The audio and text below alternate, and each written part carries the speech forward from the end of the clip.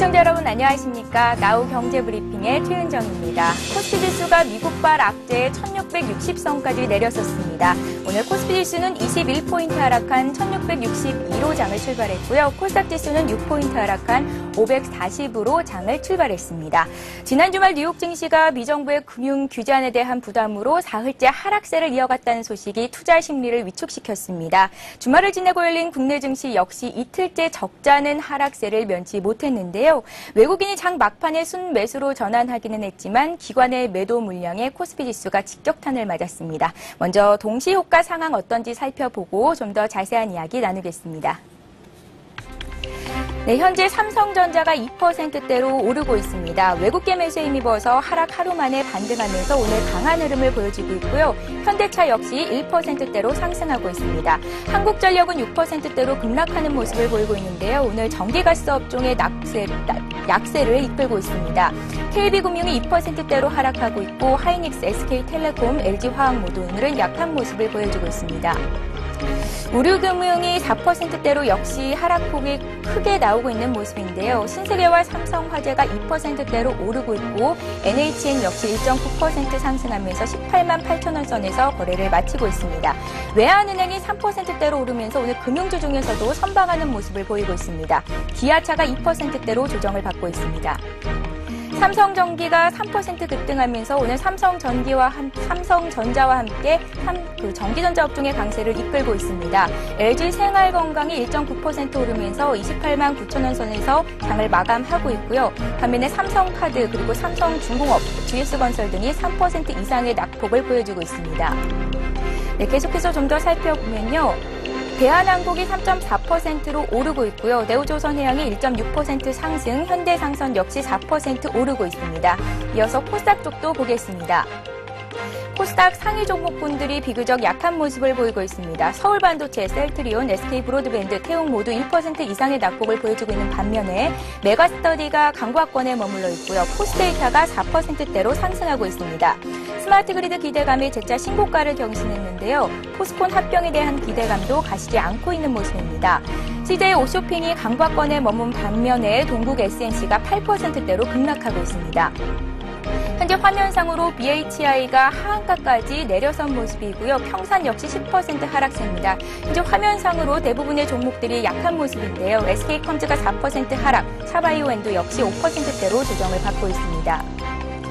현재 현진소재와 멜파스가 3에서 9%대의 낙폭을 보여주고 있고요. 휴맥스가 1% 상승, 루멘스가 4% 오르면서 9,780원에 거래가 되고 있습니다. 성우하이텍이 2% 강한 모습이고요. KH바텍 역시 1% 오르고 있습니다. 반면에 덕산하이메탈이 6% 급락, KTH 역시 5% 하락세를 면치 못하고 있습니다.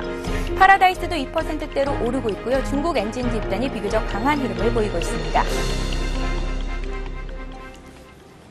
네, 현재까지 동시효과 상황 살펴봤는데요. 오늘은 업종별로는 등락이 엇갈리고 있는 모습입니다. 좀 더 자세한 상황을 알아보겠습니다.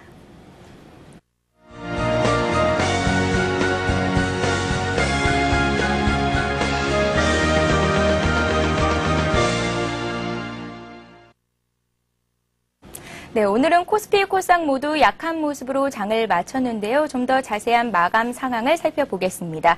현재 코스피 지수는 지난 거래일보다 0.8% 정도 하락한 1670선에서 장을 마감할 것으로 예상됩니다. 지난 주말 뉴욕 증시가 미국 정부의 대형은행 규제 방안 우려에 금융주가 급락하면서 올 들어 가장 큰 폭으로 하락했다는 소식이 투자 심리를 위축시켰습니다.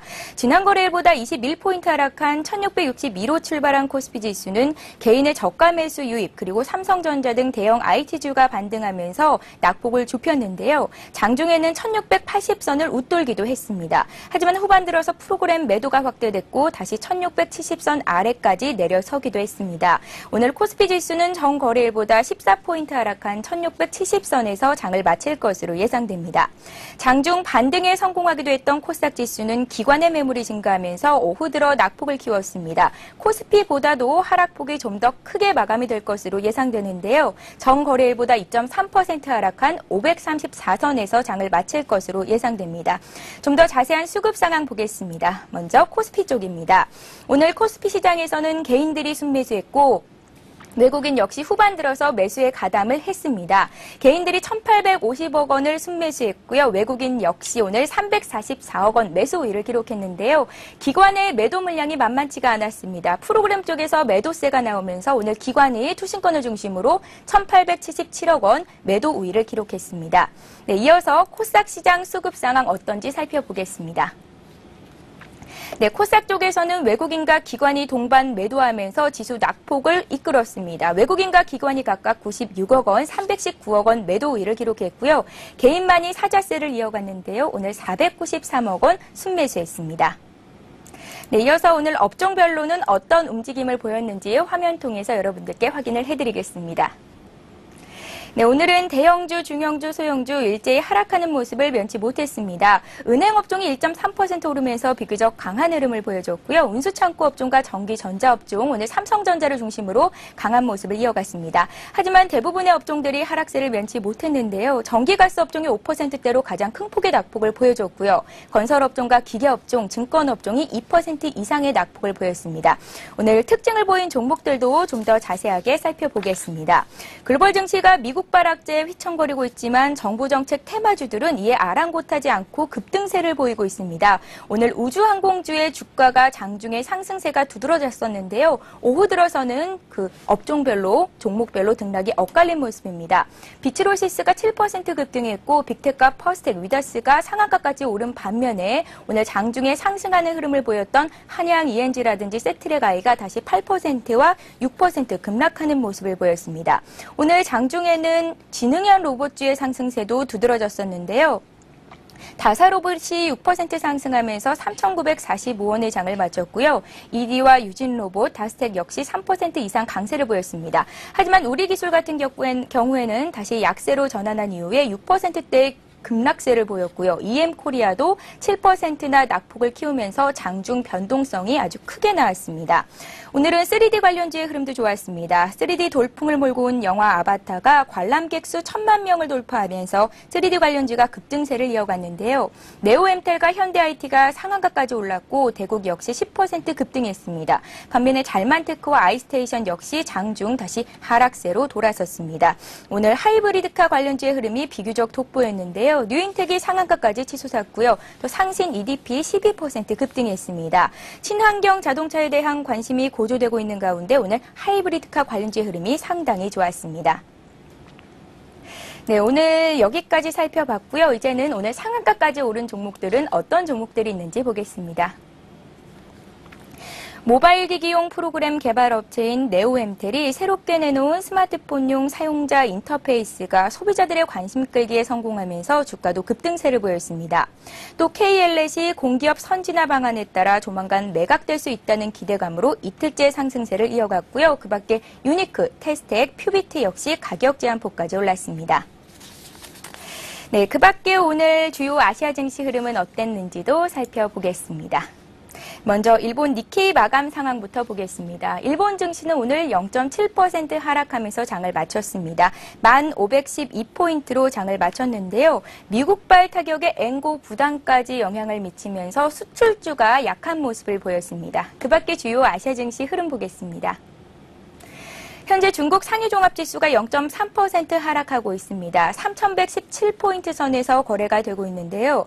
중국 증시는 중국은행 감독위원회 회의를 하루 앞두고 정부가 금리 인상 등 본격적인 긴축 논의를 진행할 것이라는 우려로 투자 심리가 위축됐습니다.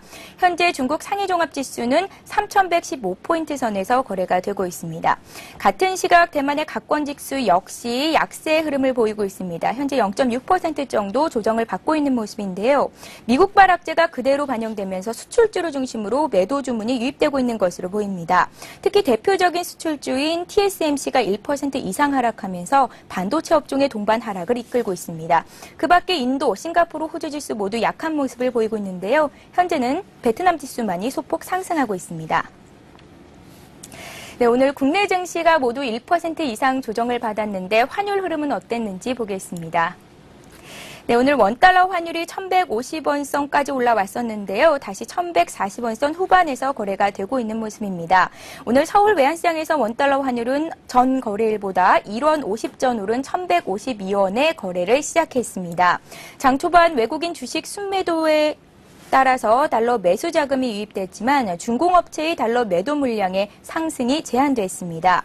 이후 수출 기업들의 달러 매도 물량이 실리면서 원달러 환율은 낙폭을 확대하면서 장중 1,145원 선까지 하락했는데요. 오후 들어서 코스피 지수의 낙폭이 점점 커지고 투신권의 달러 매수가 강해지면서 원달러 환율은 반등했고 약보합권인 1,150원대 초반선으로 올라왔습니다.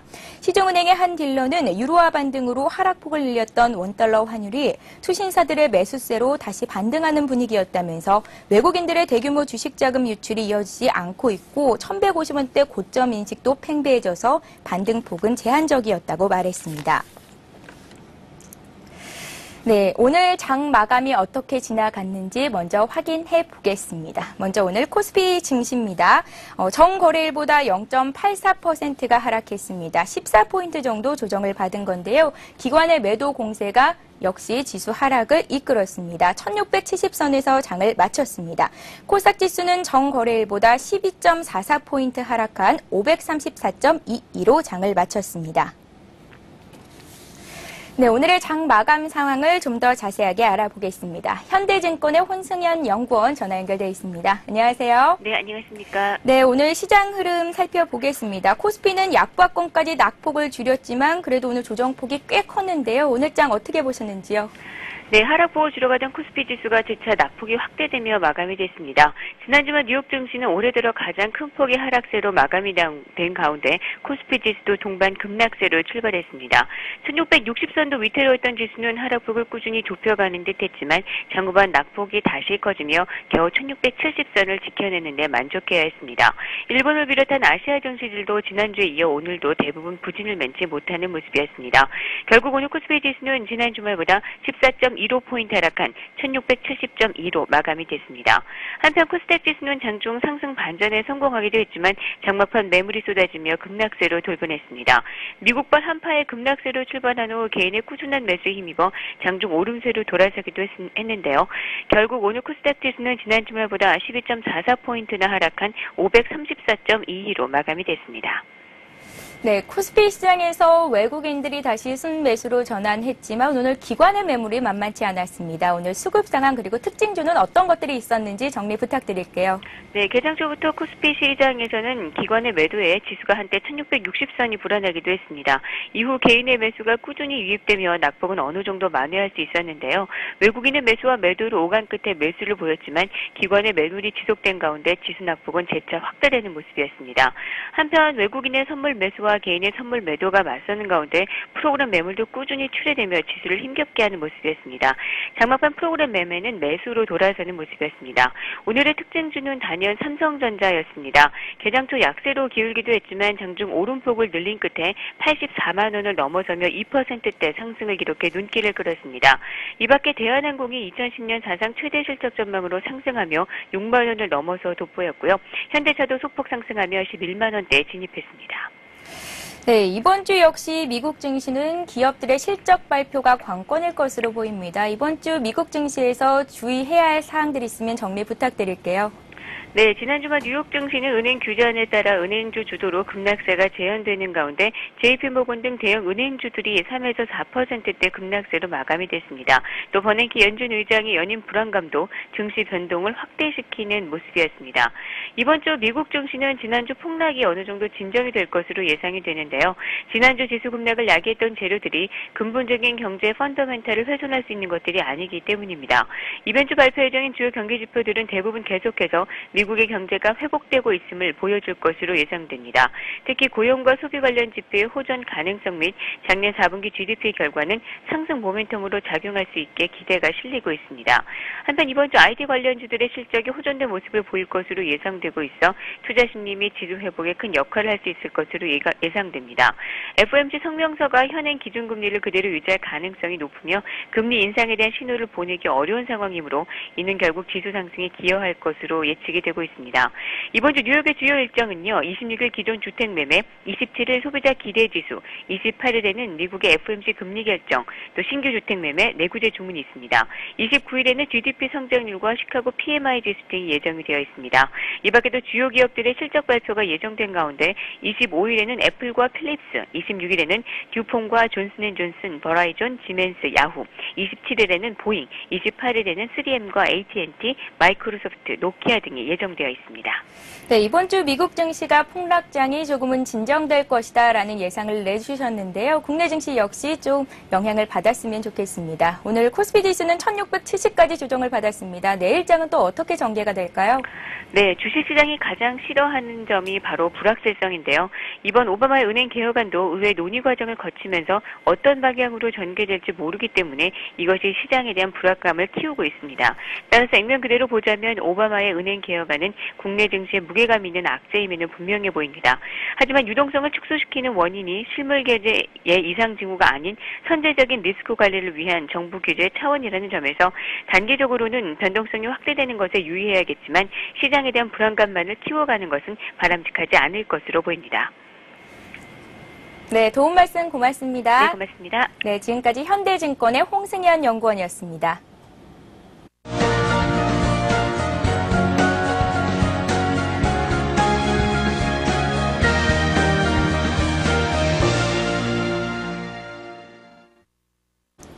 이 시각 주요 뉴스입니다. 은행 지주회사와 은행은 앞으로 이사회의 의장을 매년 새로 뽑아야 합니다. 또 지주회사와 은행의 사회이사의 임기와 총 재임 기간은 각각 2년과 5년으로 제한됩니다. 은행연합회는 오늘 이 같은 내용의 은행권 사회이사제도 모범 규준을 확정해 발표했습니다. 사회이사제 모범 규준은 시중은행과 지방은행, 산업은행, 은행 지주회사 등에 걸쳐 3월 정기 주주총회 때부터 적용됩니다.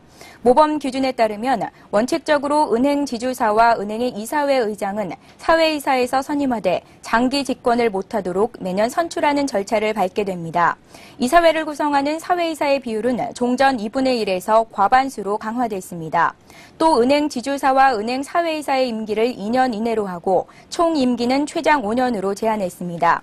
사회이사가 연임할 때는 내부 다면 평가를 거쳐야 합니다.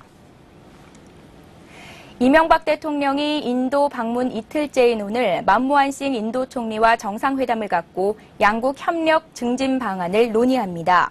양국 정상은 이날 회담에서 올 초 포괄적 경제 동반자 협정 발효를 계기로 양국 관계를 한 단계 격상하고 정치, 외교, 사회, 문화 등 다양한 분야에서 관계를 강화하는 내용의 공동 성명을 채택할 예정입니다. 양국 정상은 특히 한국 기업의 인도 원자력발전소 시장 진출을 위해 양국 간 원자력 협정을 체결하는 방안을 논의하고 한국산 공군 기본훈련기인 KT-1의 수출 문제도 협의합니다. 아울러 이 대통령은 포스코가 인도 국영 석유공사로부터 수주한 오리사주 일관제철소 건설에 대한 인허가 절차를 신속하게 밟아줄 것을 요청하는 등 세일즈 외교에 나선다는 방침입니다. 주요 20개국 정상들의 모임인 G20 서울 정상회의를 오는 11월 중순에 개최하는 방안이 유력하게 검토되고 있습니다. 기획재정부 등 관련 부처에 따르면 정부는 올해 G20 정상회의를 아펙 정상회의와 연계해 곧바로 개최하는 게 효율적이라고 판단한 것으로 알려졌습니다. G20 멤버 중 8개국이 참가하는 아펙 정상회의는 11월 14일까지 일본 요코하마에서 열립니다. 이에 따라 이들 정상이 아펙 회의를 마치고 곧바로 한국으로 올 수 있도록 한다는 방침입니다. 올해 설 상차림에 드는 비용이 작년보다 20% 정도 오르는 것으로 조사됐습니다. 농수산물 유통공사가 설을 3주 앞두고 전국 8개 도시의 재래시장과 대형마트에서 설 차례상 비용을 조사한 결과 대형마트를 기준으로 작년 설 1주 전 시점보다 21% 비싼 것으로 조사됐습니다. 차례상 비용이 크게 오른 것은 설 성수품 비용의 절반가량을 차지하는 한우값이 상승했기 때문입니다. 한편 재래시장이 대형마트에 비해 상차림 비용이 37% 저렴한 것으로 조사됐습니다. 농수산물 유통공사는 설 2주 전인 다음 달 1일 설 성수품 구매 적기를 발표하고 1주 전인 다음 달 8일에 더 정확한 설 차례용 비용을 발표할 예정입니다. 네, 오늘 코스피 지수는 14포인트 하락한 1670에서 장을 마쳤습니다. 코스닥 지수는 낙폭이 좀 더 컸는데요. 오늘 2.28% 하락한 534선에서 장을 마쳤습니다. 환율은 1원 내렸습니다. 1150원에 거래를 마쳤는데요. 내일장 증시 어떻게 움직일지 내일도 수급 상황 그리고 업종별 흐름 꼼꼼히 챙겨보시기 바랍니다. 저희가 준비한 소식은 여기까지입니다. 고맙습니다.